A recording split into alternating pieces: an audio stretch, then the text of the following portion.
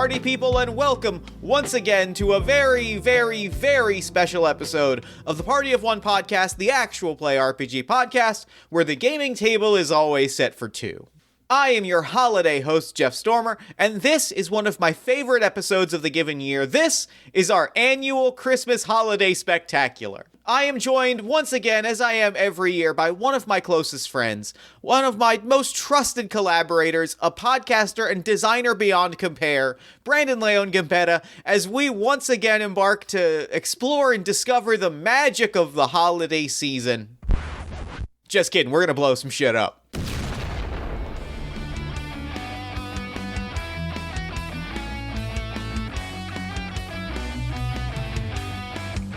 That's right, this year we are playing the Santa-Cide Squad. The Santa-Cide Squad is a role-playing game about monsters, criminals, villains, and ne'er-do-wells who have earned a lifetime spot on the naughty list, given one final chance to get their names off of the list, get their redemption, and they have to do some truly unforgivable things to get there, because sometimes it takes being a little naughty to get onto the nice list.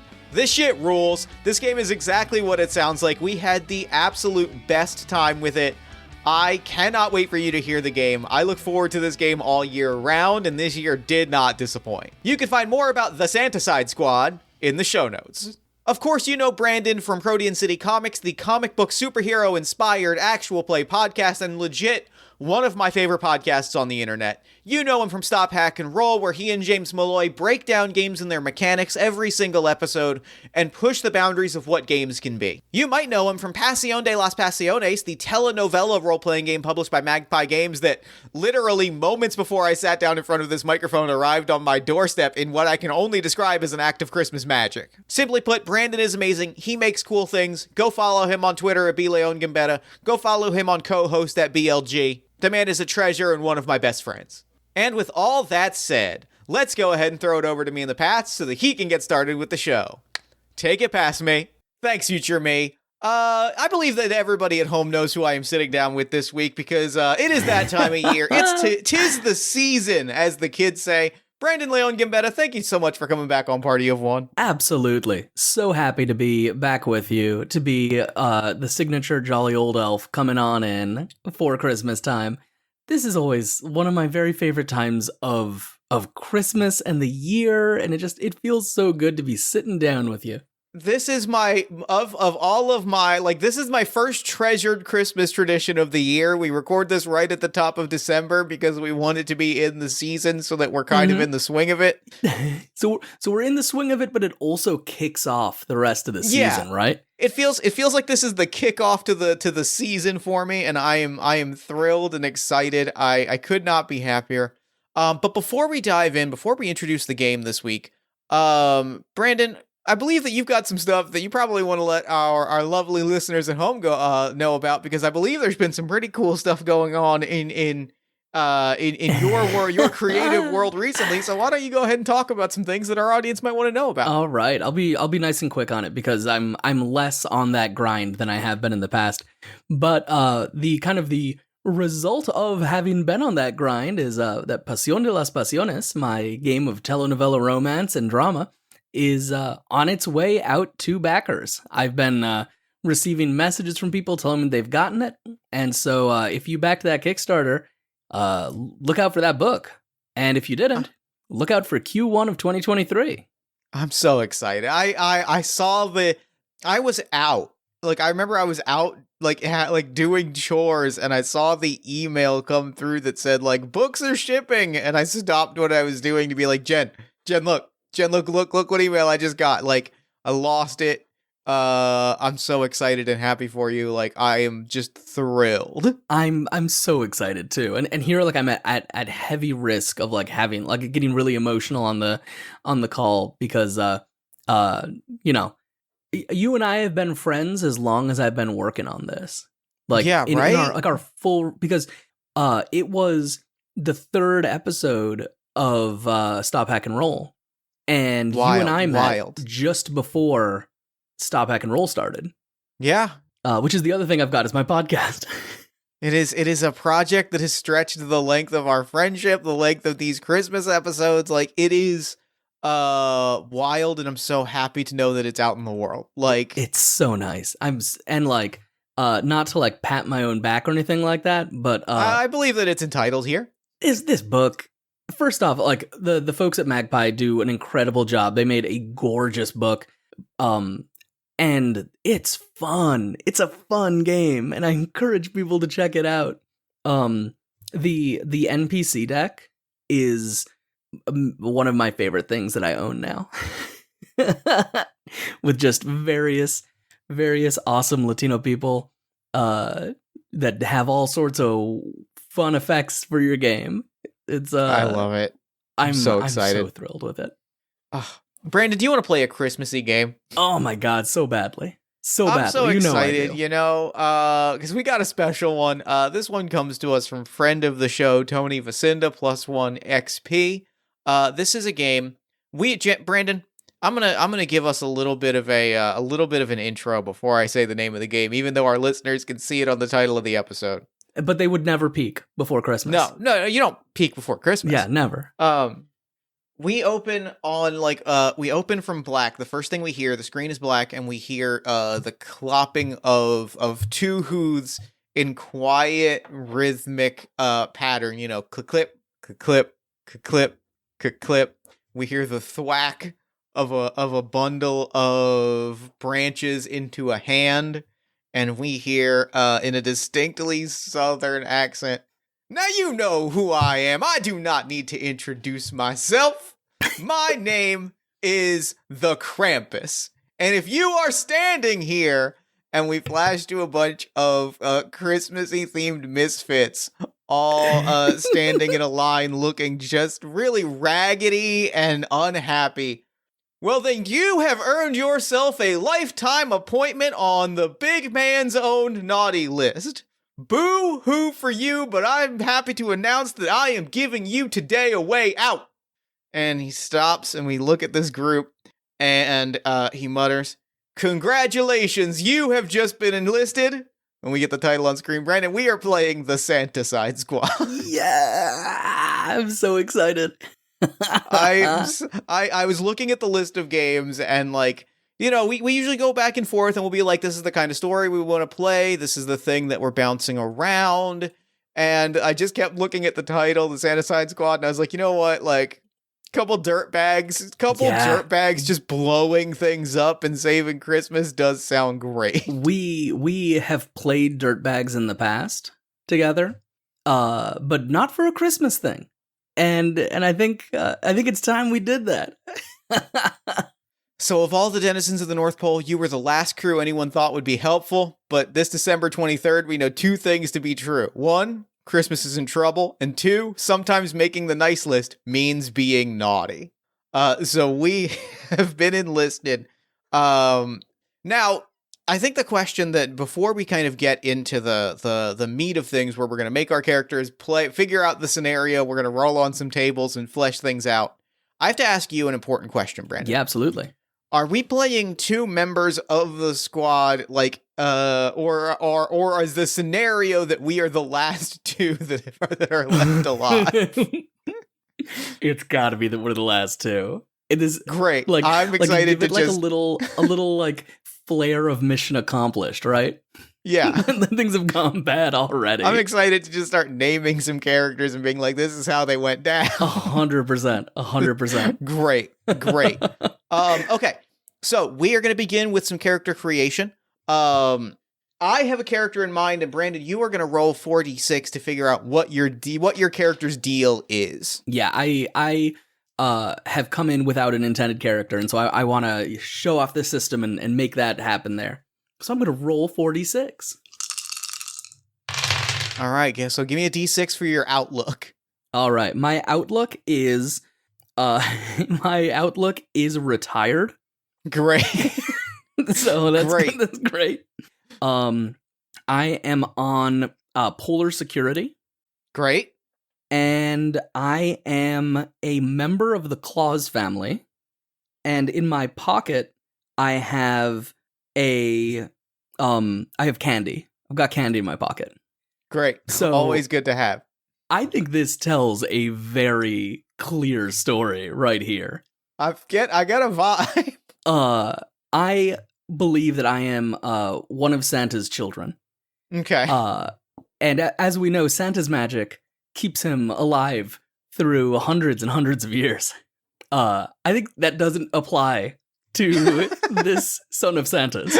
If you, I think it is a little bit the Santa Claus rules where like you have to take on the role of Santa to unlock the immortality. Perfect. Yeah, and, you might and be like, long lived, but like he's been running this circuit for a long time.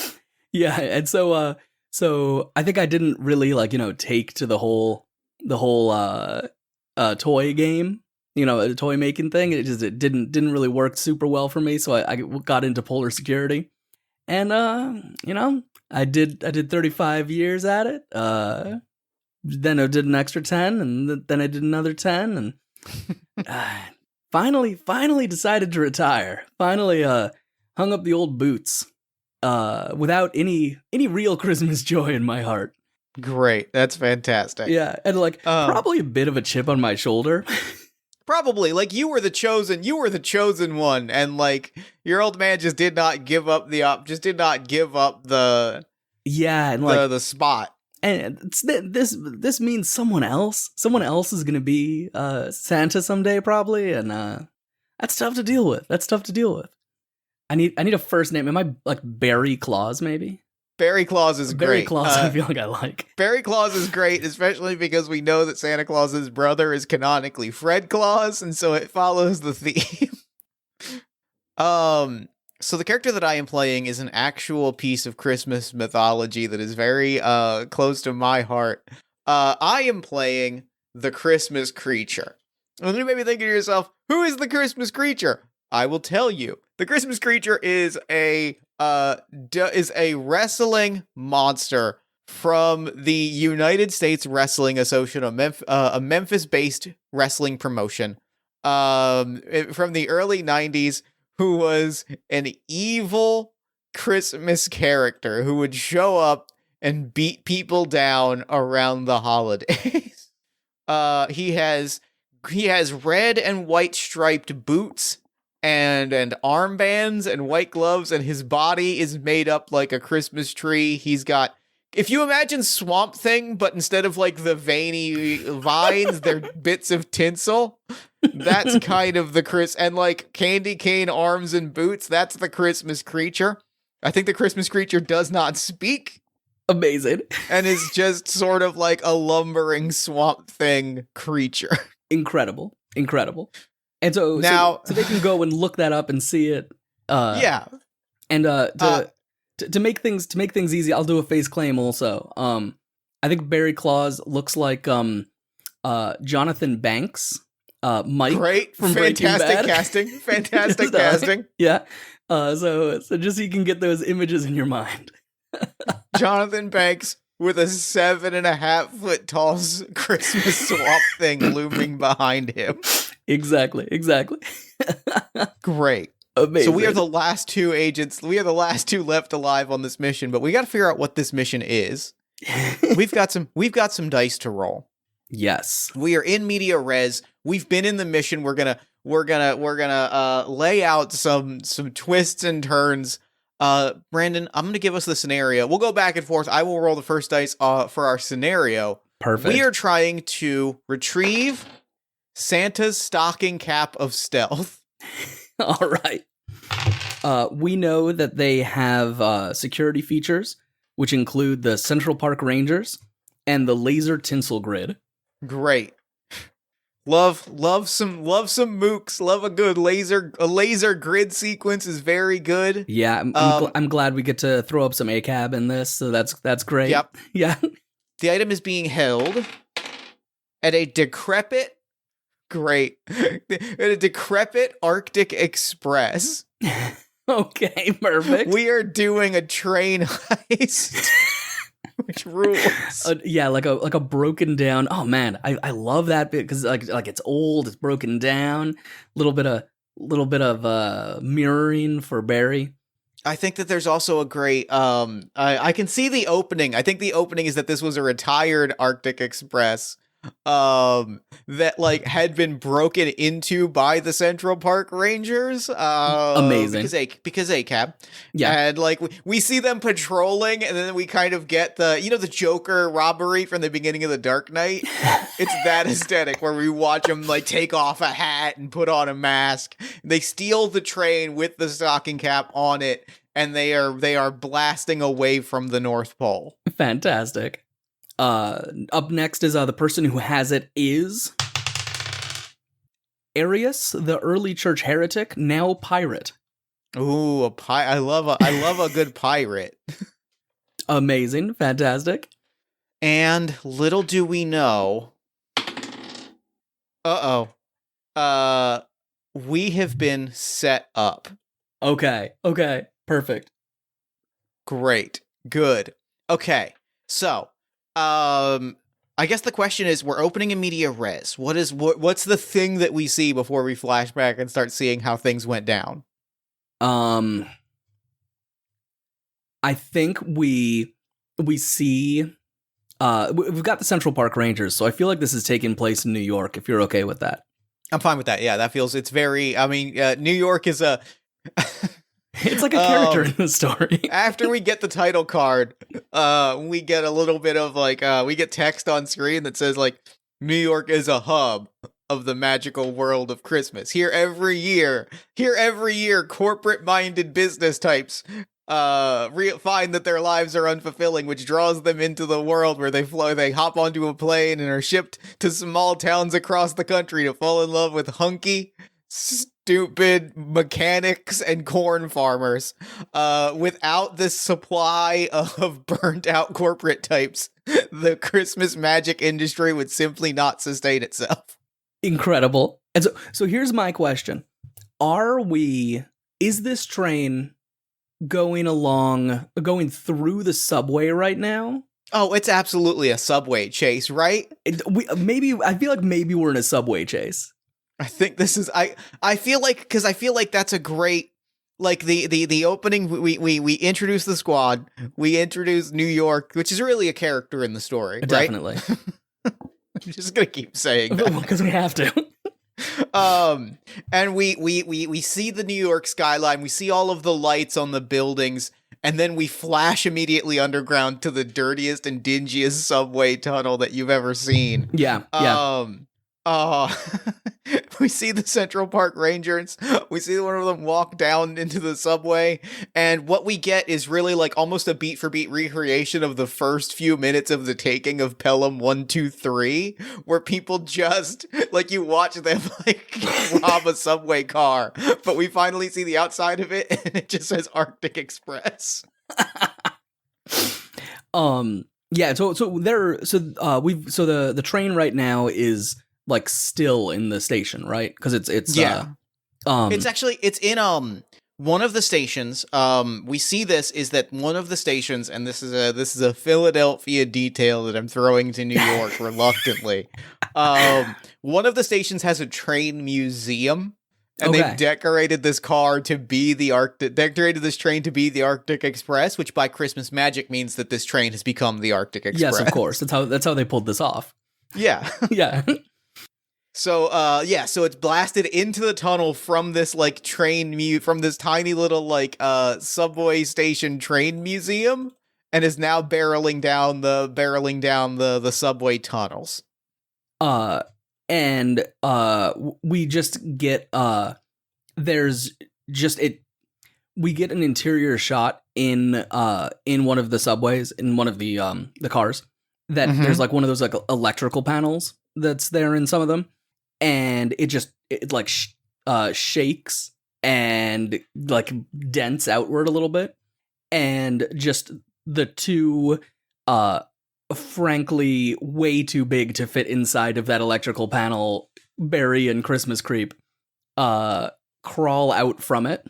And like we're at this point, we're already all beat to hell. Like we're covered in coal. We've got like there's blood running down from like a cut on the side of my head. And Barry reaches in and grabs an elf from inside the the electrical box and pulls him out and is just like, "Giggle, tinsel maker, you're not getting out of this if we're not getting out of this. And we got a whole lot left of Christmas night before this is done." And I think at that moment, like one of our radios starts buzzing. Maybe an ornament shakes on the Christmas creature. Amazing. And we hear the voice of Krampus come through. A Squad, where is A Squad? A Squad, come in. B Squad, do either of you have any words on the other? And this is where we get the montage of how all of our other squad members, we're the only two that are left, as we were dispatched to this train museum to figure out who was planning to steal this and like what and all the things that went wrong. So Brandon, who were a few of our colleagues that went down? So one of our colleagues was Mr. Ginger. It's not his real name, but that's what everyone knows him by. Gingerbread man, extremely competent at what he does. He's got like a little frosting mask over his face so you can't see who he is. It's like perfectly smooth, no eyes, no mouth or anything. And we just see him getting picked up by no, even better. So we know that the what are they called? Central Park Rangers are on horses, right? Mm-hmm. A horse just like chomps it. It just sees it on the ground and just like tears it in half. Just like just eats it right up. The captain of A Squad, the captains of A Squad and B Squad, we were supposed to do sort of a pincer maneuver and infiltrate the museum from different sides, but in part because of interference from the Rangers and people on the inside misdirecting them, and in part because this operation was a setup, they were sent at each other, and unfortunately, when they each pointed their respective weapons at one another, Heat Miser and Cold Miser were uniquely positioned to take one another out. Oh no! There's a shot that just shows us walking down a subway line. And we're at this point, we've already like clashed a couple times with them, and you and I are holding up a snowman, Mr. Frosty, because he's New York, and he's just like slowly melting in our arms as we walk through the dank hot subway tunnels. He's needless to say, he's got like a pipe that's like, like just like starting to like droop down into the snow. And it's like, no, come on, stay with me, Mr. Frosty. And alas, he could not. We see a shot of elite agents all looking like Snake Eyes from G.I. Joe, like effortlessly like leap down onto a roof, and they peel open the window. We see one of them carve the skylight in a circle, and the ropes descend down. And actually, there are no ropes. They all just look. All 10 of these special agents look, and they all just start stretching. At which point, the elite squad that are known as the Lords of Leapin' all leap down into the skylight, but they are immediately electrified and set ablaze by the laser grid, which is how we know that the laser grid is in play. Amazing. And the Nutcracker Prince, nutcracked. Just got nutcracked. Yeah. You really hate to see it. Yeah, really very badly. And out of commission. So we flash back, I think Christmas Creature just kind of gurgles. Like the sound you see, like the brush of a Christmas tree that is his head and torso kind of like shake and wave as if there's a wind, but the sound that it makes is like the sound of water being sloppily splashed in a Christmas tree stand. Amazing. And I think like points at Barry Claus and is like points at the ornament to be like, you got to signal what's going on. You got to let them know. And Barry just like tries to take the ornament off, but it's stuck. And so he ends up having to like put his face like almost into the tree that is the Christmas creep, and just says, "Gone, all of them. It's down to, what were we, C team? And like Tingle goes like D team, and it's like D team, and Tingle, half a D team, and Tingle. All right, well, we had hoped that we could stop this before the express gets moving. So, looks like you got a couple rangers to dispatch. You got to take control of the train and steer it safely back to station, but be careful because it is peak holiday rush out there. I don't know if you know this, but December 23rd is the second busiest shopping day of the year. I don't need you to tell me how to do my job. How's this thing hang up? And he's just starting to like shaking. It's like jingling, voice still coming through. It just recedes back into the tangled mass of Christmas tree. All the lights flare red as Christmas Creep flexes his torso. Just the Christmas lights flash red. And that's all the time you need. Let's go do this. Have we been betrayed? We know we've been betrayed, right? I don't think our characters know that we've been betrayed. Okay. I think that I want to see that moment play out. Sounds good. All right. So it's the three of us, the two of us, and then a Tingle the elf, who I think at this point has like is no longer like doing what he needs to be doing. I think he's on this just because he's like mostly just because he's green. Yeah. And so we get like Barry just like picks him up and like has him just kind of like under his arm and has a big candy cane pistol in his other hand and is just like peeking through the window, like trying to see down to the next car, and leans back and just goes, "Yep, we got Rangers." I'm actually gonna make my first roll here. Oh yeah. I am going to say this is probably a 2d6 roll. I'm going to explain how this works. I have to decide what my creature special skill is. It's probably, I guess it's wrestling. I guess it's professional wrestling is the answer to the question.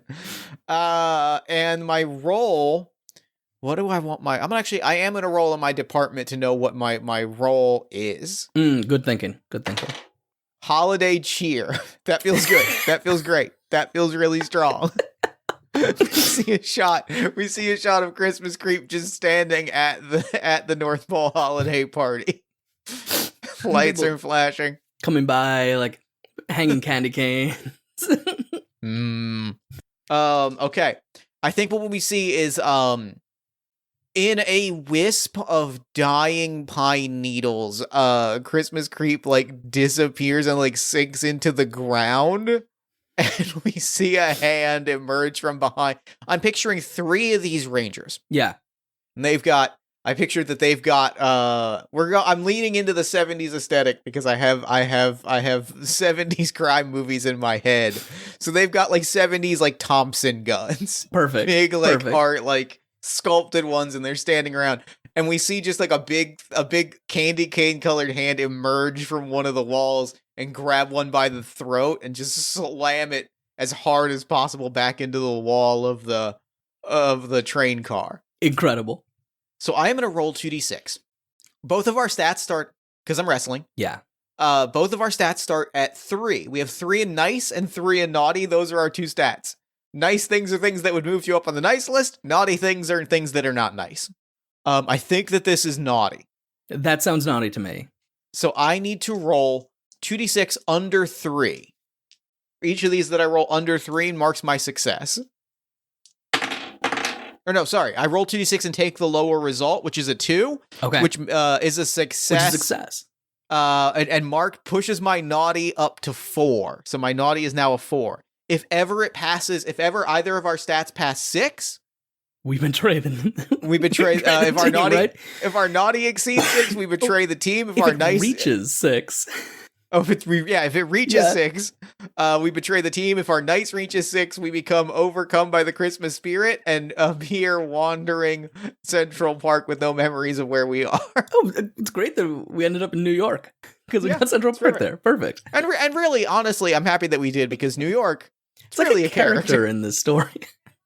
Yeah. So just grabs one of these Central Park Rangers, smashes the head into the glass, it shatters, and emerges from the wall, cracking his knuckles and doing that neck tweak thing.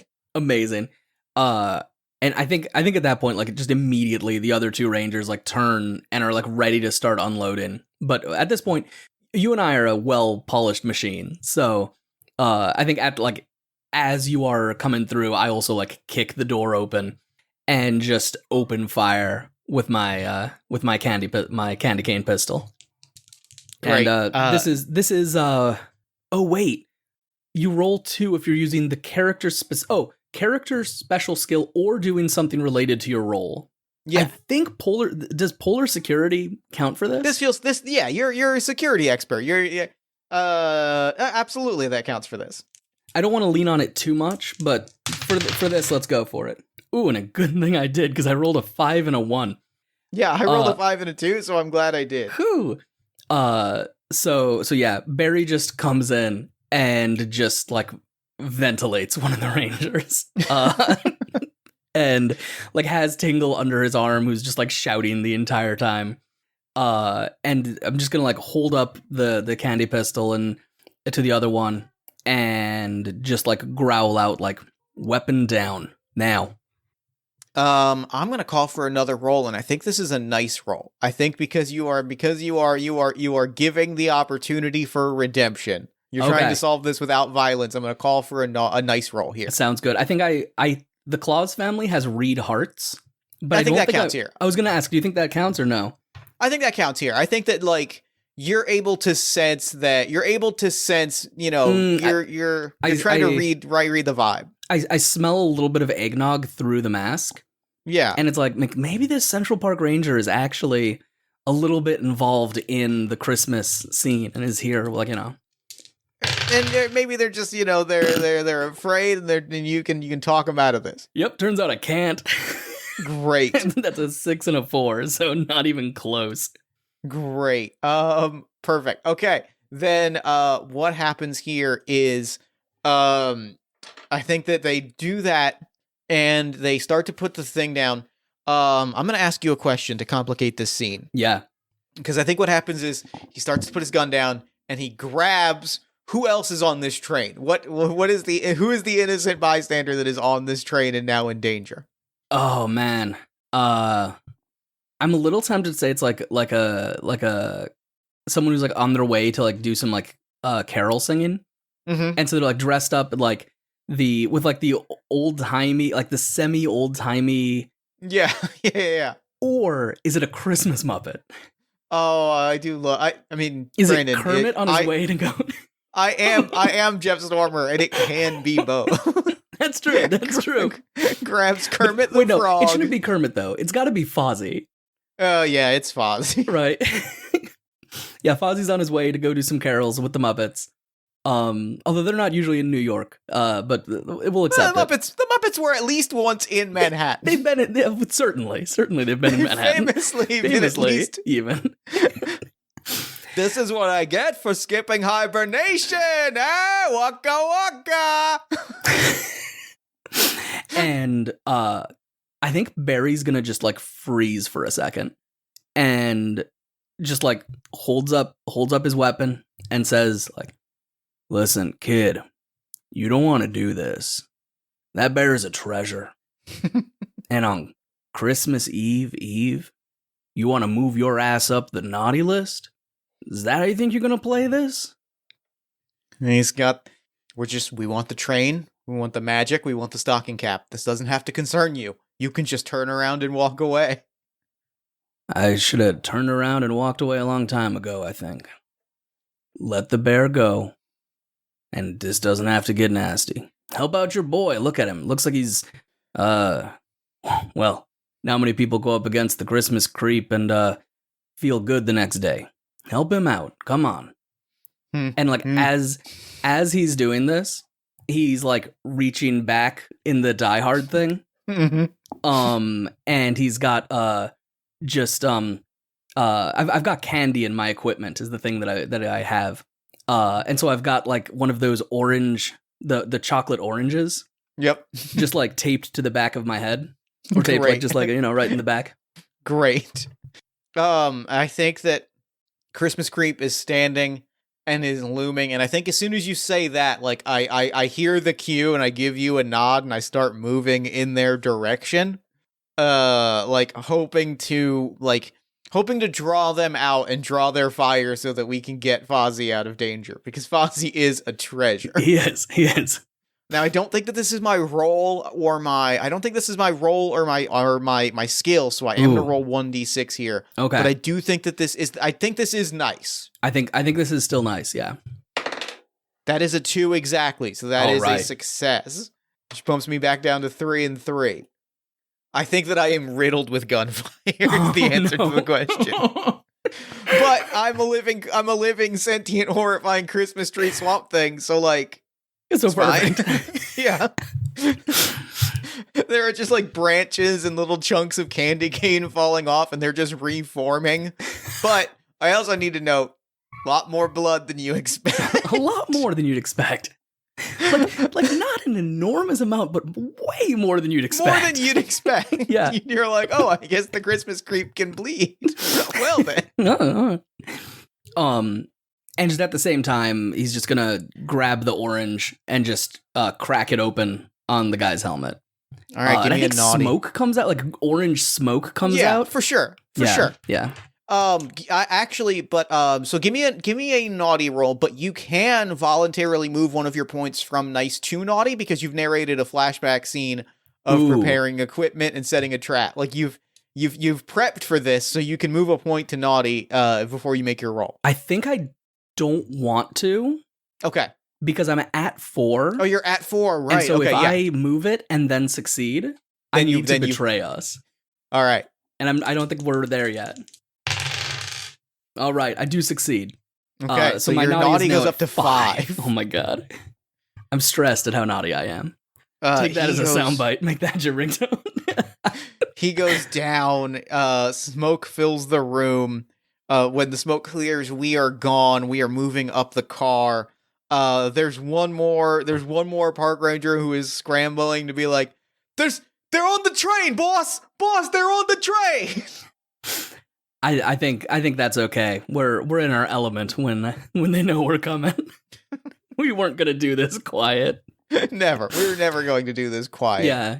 And Fozzie's in the background just like, Orange, you glad you listened to him. Waka waka. Just give a scruff to Fozzie's head. The legend. I think I want definitely the next train car is locked, right? Oh, for sure. For sure. Which I think is Christmas Creep's time to step up, because I don't think locked doors are a problem. All right, let's go. This is a 2 dice. This is a 2d6 naughty roll. That does succeed. Because that was at a 3. It does succeed, which bumps my naughty up to 4. Okay. There is. I think just like we watch like candy cane tree limbs just like wrap around the handles of the door and just ka-chunk. Hey, nicely done.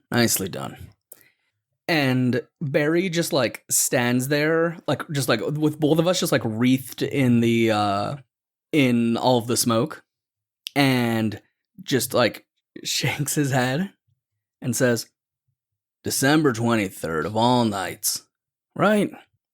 Feels like they could have done this like months ago. Could have handled it slow, done things easy. But no, gotta do this the hard way. I think like solemnly like look like head kind of the predator like head turn in your direction, taps a part of his chest. Hee-haw, it's Dominic the donkey. And then just gives you a nod.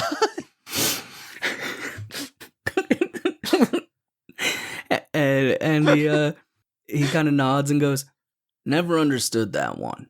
Dominic was my donkey, actually. But it is what it is.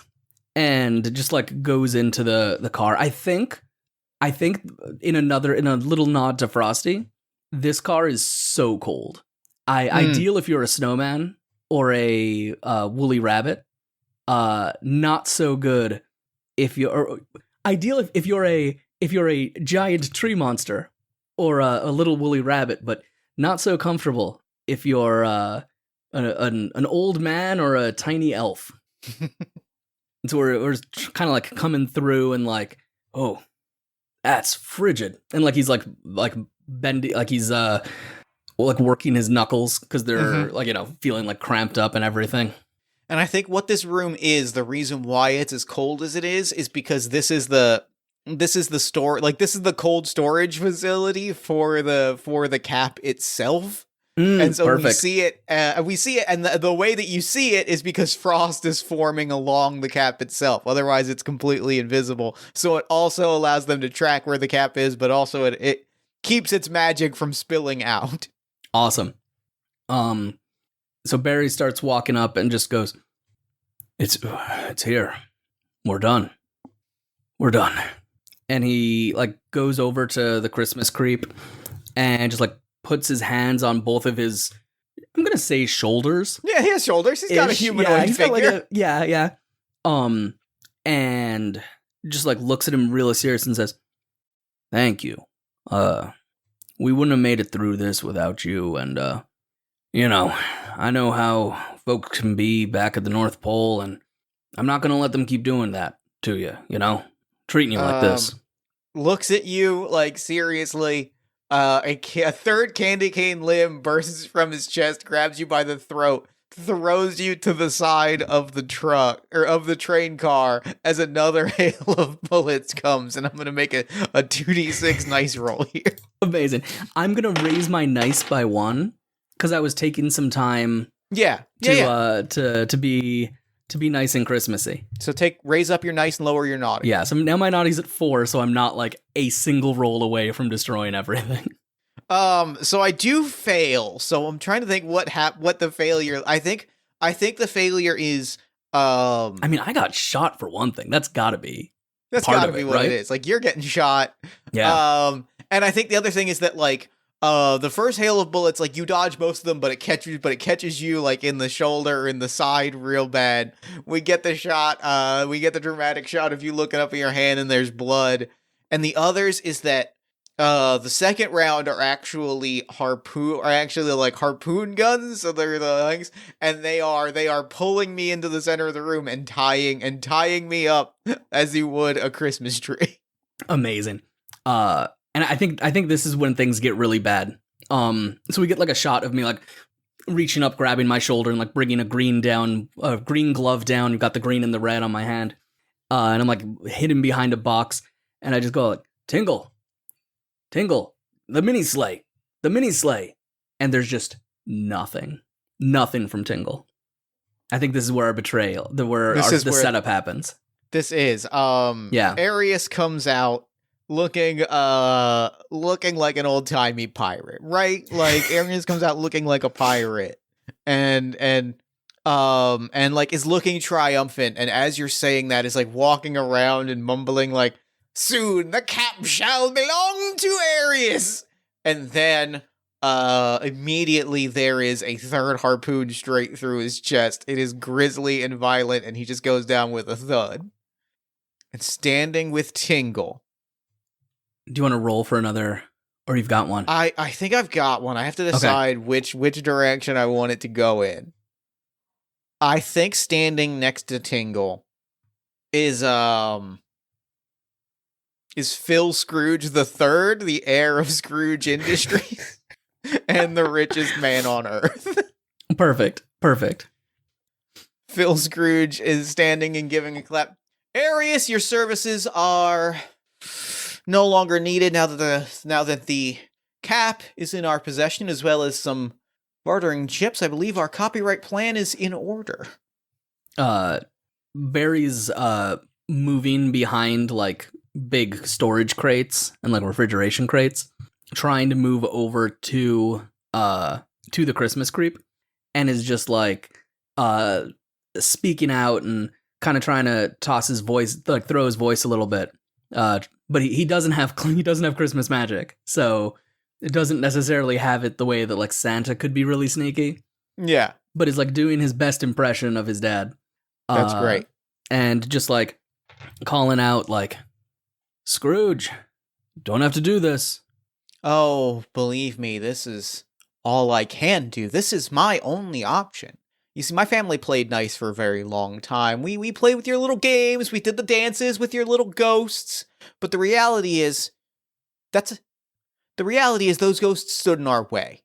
You see, my family, my great-grandfather Ebenezer had a change of heart and became a wonderful person. And you know what happened?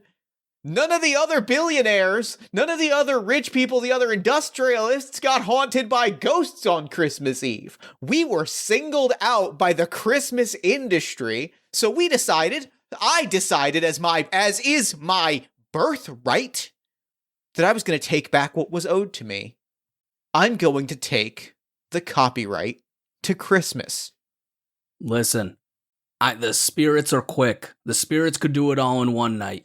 You know, I'm not saying they're not quick, but you think they can go and work their magic on every sad sack of shit with a pile of money? And like, as he's saying that, he's gotten over to Christmas Creep and there's like pulled out like a knife made from caramel and is trying to cut through the harpoons to free his buddy. Give me a nice roll. Give me a nice roll to do this. I think you'll do it either way, but to make it undetected. Yeah, and I think I'm rolling 1. I think you're rolling 2. You've got your gear on you. Okay. Do I need to roll under or it or under? I think it's it or under. It or under is what I've been equal to or under the relevant stat. You succeed. All right, then I did succeed. Great. Yeah, we're hearing this monologue. Whole lot of rich people out there. None of them are getting visited by ghosts every night. My family gets singled out. And suddenly we are expected to, for generations, be generous and joyful and have hearts that have grown 3 sizes. Well, that ends now. Soon, that was the Grinch. And I think, I think he snaps his head around to go. It was a figure of spin. The Christmas creep is just looming over. Ranger, and. Oh, I know what I would like to do. I would like to throw an obstacle and propose it. Just do a visual, which is a combination obstacle, and roll for it, because I think it's sick. Amazing. I think what we see is Phil Scrooge III jumps to the side, smashes a button, and the laser grid fills the room, and we get a shot of Barry touching a laser grid, and it burns. And there's a moment where Christmas Creep looks over to Barry, and I'm gonna roll for naughty to descend into my primordial form and send branches and candy cane limbs. It's like flying through them as sort of a tentacle mass. Oh my god. That is I'm not sure if that's 2 dice or 1, but my first dice was a 4, so that's a success either way. So that bumps my naughty up to a 5 as I tangle up Phil and fill this train car with as I'm weaving between laser beams and reaching for Phil, and I finally grab him by the throat. Amazing. I think at that moment, Tingle, who's been standing in lackey position behind Arius, grabs the hat. Oh no. And just starts running. I've got Phil. You've got the laser beam grid. What do you do? I think Barry sees Tingle running with the hat and looks ready to just start leaping over things and trying to get past, and then realizes that you're standing there holding somebody and you're in your full-on Christmas creep anger form, and that I can't leave you here with a person the night before Christmas. And so Barry just wraps his arms around you from behind and gets them around your chest and is trying to pull you back, but he is not wrestler sized. He's not even Santa sized. And he's going come on, buddy, come on, hey, come out of this, focus up, I need you here. And I think like lowering my naughty down to 4 and my nice up to 2. I think I stand there for a moment. I nod. I let Phil fall. I reach a hand over. I turn off the laser grid, and I lean forward. And I reach a hand into my chest. I pull out an ornament, and I put it I put it at Phil's feet, and it says, "You got lucky."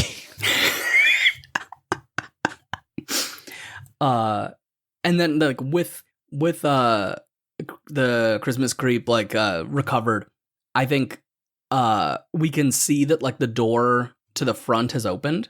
Mm-hmm. And the two of us run forward to like where the front of the train, right? Like where it would be driven from. And we can see that there's like sparks of frost coming up on the tracks ahead of us. Mm-hmm. Because Tingle has shifted over to using his little mini sleigh that I asked him to use for us. Yep. And so we're like barreling towards him, but he's trying to get away in his sleigh. And like presumably making rude gestures at us, but we can't tell because he's invisible on account of the hat. I think we're at the point in the story where I'm gonna make my biggest possible swing. Okay. Because I want the confrontation between you and Tingle where we find out who Tingle is really working for. Or maybe it's Tingle going rogue. Either way, I want the confrontation. But there's another Suicide Squad thing I gotta break out here. I am going to... This is technically me lowering my naughty and raising my nice. Okay. But I'm not sure that matters because I think that this is also me sacrificing my character. Oh, no. I might survive. I don't know. I've got that Groot thing. I got that Groot thing where I'm kind of an immortal being. I think like I see this and I see him start to get away. I put a hand on your shoulder and I reach into my chest one last time and I pull out like a perfectly wrapped candy cane and I hand it to you and I sink back down into the dirt. Or into the floor of the train car, and in front of the mini sleigh emerges emerges like a full-on like Rockefeller Center-sized Christmas tree that it just crashes into. And we're in this train. The tree lights on fire. I think like collapses over, gets run over by the train. The sleigh is run over by the train. Dimple is thrown back onto the train, and the two of you are in the front of the train car together. Yeah, and the train has crashed into the tree as well, needless to say. This wonderful old image of the Arctic Express just totaled. Yeah, there's a tree jutting through it. It is on fire.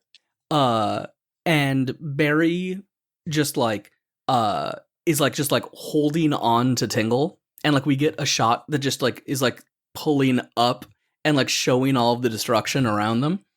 And he coughs, and he just like, oh wait, Tingle's invisible. So I think he's we can see that he's holding on to Tingle, and like he's like dazed and like, you know, all smoke in his eyes. And his vision comes back enough for him to like see that what's going on, see that he's got an invisible Tingle, and just like punches it. I'm sorry, what a pop. And just like punches him like 4 or 5 times in the head. And like the hat drops, we see Tingle just like beaten the hell out of. I'm gonna throw I think one last thing before we get a denouement scene, and then we play out our finales. We've been seeing these like upward angle shots of the destruction, and we realize I think that we see one final one where the train itself starts to levitate. This train is about to exit out of the subway tunnel through the magic, face through the ground, fly into the air, and possibly explode into the night sky unless you can take control of Santa's Arctic Express. Amazing. So he's got the hat now, and he's got Tingle in the other hand, and the hat and the wrapped candy cane in one hand. And so like he's kind of trying to like juggle those things while also trying to manage this this this train that he has no idea how to drive. And finally he just goes, all right. And he like drops Tingle and reaches to his pocket and takes out a flip phone, and just dials like his speed dial, his first speed dial, and just goes, hey Dad, I need you to walk me through bringing the train in safely. There is not time. Is it Tingle? There is not time. Was the hat? You and I are going to be having a conversation, but there is not time.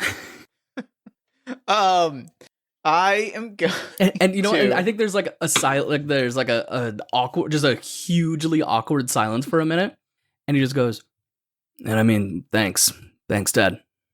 I just need your help right now. Add 1 to your nice and lower your naughty by 1. All right. And I don't think I'm going to even ask you to roll. I think that works out perfectly. I think Santa, like, that Tingle. All right, here's what you're going to do. You're going to see 3 levers right in front of you. And like, got him. Like changes, flip the one that is lined with tinsel, not the 3 individual colors of tinsel. If you line that one, you're going to hit the nitrous boost. You're going to hit the moon. The moon people are going to be very, very upset. Are we on the same page? Moon people? There's so much that I've got to tell you, son. Listen, okay. Just the one that is a single string of tinsel. Pull that one back. That's gonna level you out. You're gonna hold on to that. That's gonna be your joystick. All right. You're gonna see. Do you see a slide whistle to your right or to your left? You should see a slide whistle. Yeah, I see 4 of them. Pull the one that is peppermint swirl colored. Do not pull the other ones, just the peppermint swirl slide whistle. Pull that one out. All right, pulled that out. Got it. Okay. And yeah, I think we get that scene like with them going through just like increasingly complicated devices. The train lands with like a big explosive thud. Tingle is hurled into the roof of the train car. Big smack comes tumbling down. The train car grinds to a halt. It grinds to a halt in the ice rink at Rockefeller Plaza because we're in New York. Of course, because the thing perfect. is, like, really the thing is, Brandon, I don't know if you picked up on this, but like, I feel like New York, it's like a character of the story. I was going to say the same thing, that it's like a character in our story, in this story, in maybe all stories. Yeah. He crashes into the ice rink. It runs right up to the tree. It looks like it's about to knock over the Christmas tree at Rockefeller Plaza. It rolls right up to it.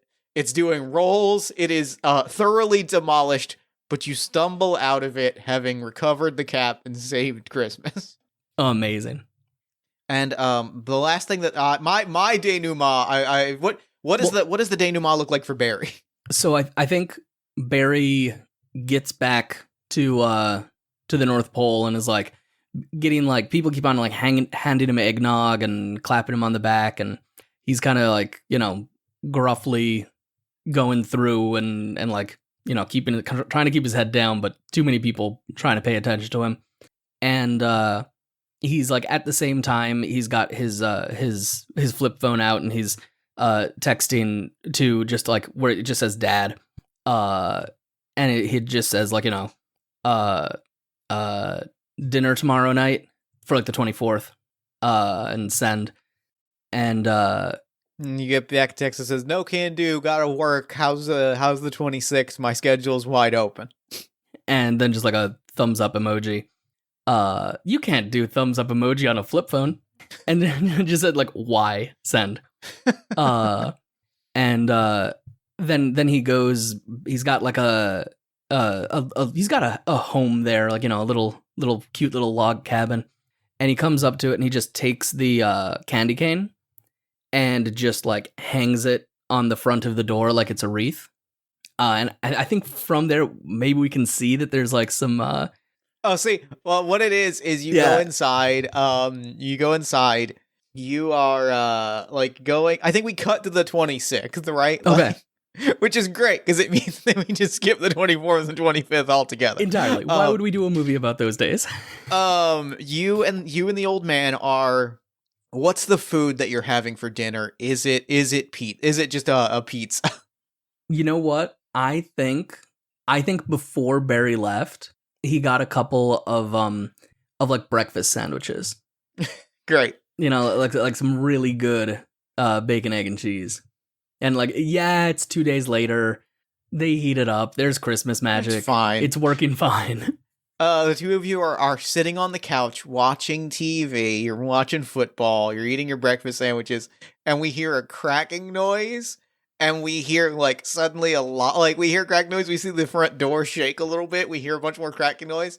And we see Santa Claus look over as we hear the sound of a door being ripped off of its hinges. We see the door come crashing in. Santa Claus looks down at that, looks up at the door. Got a little too busy at the Christmas party, I see. And that's it. Amazing. That's the closing shot of the movie. Yeah. Perfect. And that was delightful. Game. That was so fun. I love this. I love this. This is my favorite. This is great. This is so wonderful. It's one of my very, very favorite traditions. Oh, what a good kickoff to the season. I am just all day looking forward to it. I am in the spirit now. This is a delight. Brandon, thank you so much for joining us as always. Thank you so much for having me. It's always such a joy and always great just hanging out and catching up with you. Just hanging out for an hour, playing a game, catching up. It's just a wonderful, wonderful experience. Like, truly, there is nothing that I look forward to quite like just getting to sit down with a good friend, play some games, chat for a bit. It's just a great, great time.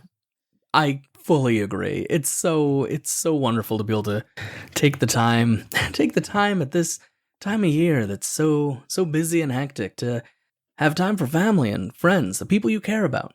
It's true. It's true. Yeah. Now, Brandon, real quick before we wrap up, where can people find you and your work online? People can find me at Leon-Gambetta on Twitter or at BrandonLeon-Gambetta.com. I'm also over at Stop Hack and Roll.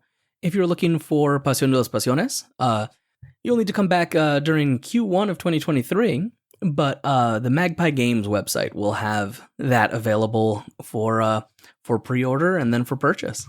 And, hope some bookstores too, sounds like. So keep an eye out. Now, before we go, Brandon, let me just raise a glass here and say cheers. Here's to a lovely holiday season. Here's to one of our favorite traditions. Cheers, my friend. Cheers. And with that, I'm going to throw it back over. Yeah, that reminds me. There's one thing I do every year, and I need to make sure I do it this year as well.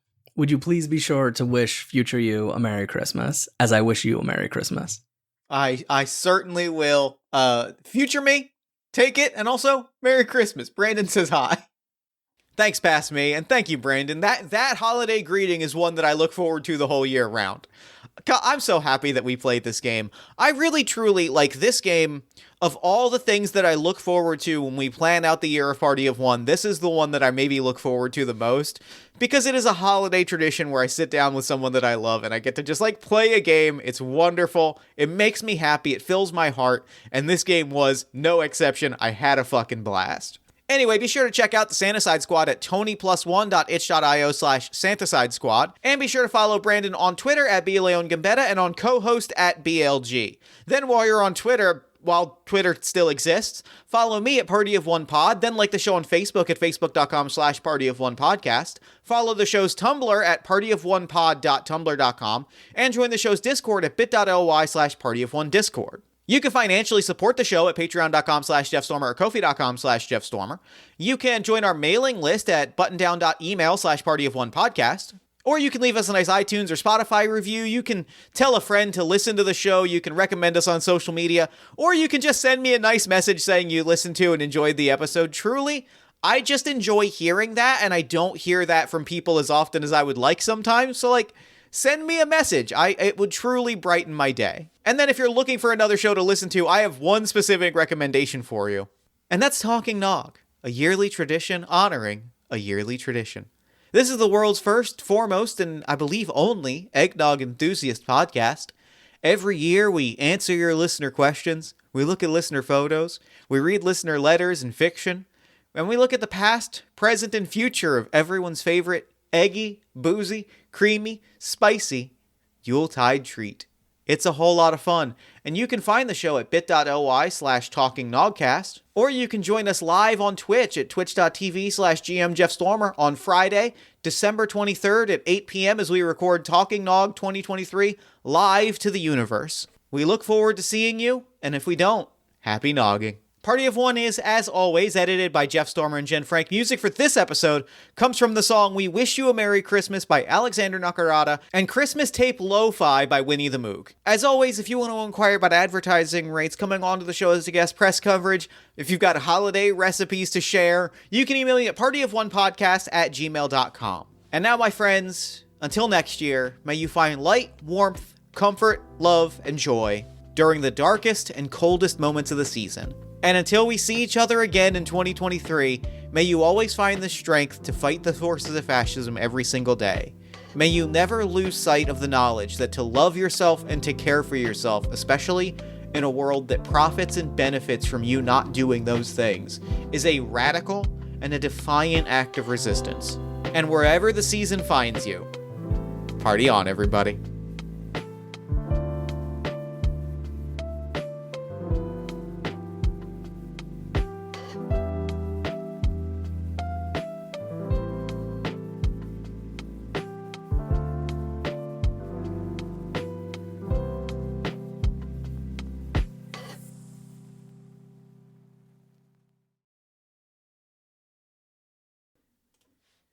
We are a band of carolers. We march through the frost and snow. And though we may not care for the weather, still on our way we go. And at every hall or cottage that stands upon our way, we stop and give to the people the best wishes we can for the day.